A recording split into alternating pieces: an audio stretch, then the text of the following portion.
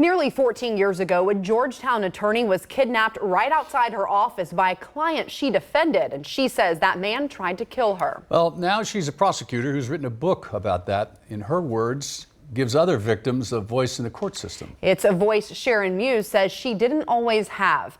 LEX 18's Lee Searcy has the story from Scott County. We've been covering Sharon Muse's story since 2006, soon after the day Frankie Covington showed up at her Georgetown law office asking for a ride that nearly came to a dead end in the most literal sense at this Bourbon County farm. Yes, told me to back in. He grabbed me and pulled a knife out of his leg. Pulled a knife on you? That's the 911 call Muse made after Covington kidnapped, terrorized, and assaulted her at knife point.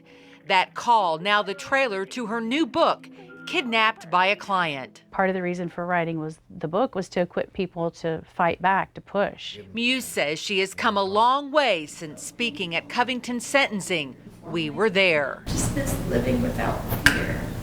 I don't remember what that was like. 14 years later, and now a Commonwealth's attorney herself, Muse hopes to empower survivors to stick up for themselves against their attacker and the legal system, a system she believes didn't always have her back.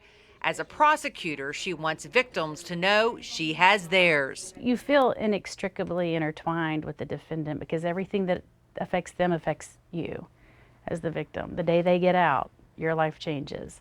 It's on a calendar. It's a countdown. For Muse, 2026 isn't that far away. That's when Covington will be eligible for parole. She says she'll be forever grateful for the 3 Good Samaritans who stopped to help her. He would have stabbed me to death. I got out of the car, but he would have caught me and stabbed me to death and raped me, and that's what would have happened. That was what he was trying to do. So yes, they literally stood between me and death. So I don't know how to thank them. In Scott County, Lee Searcy, LEX 18 News.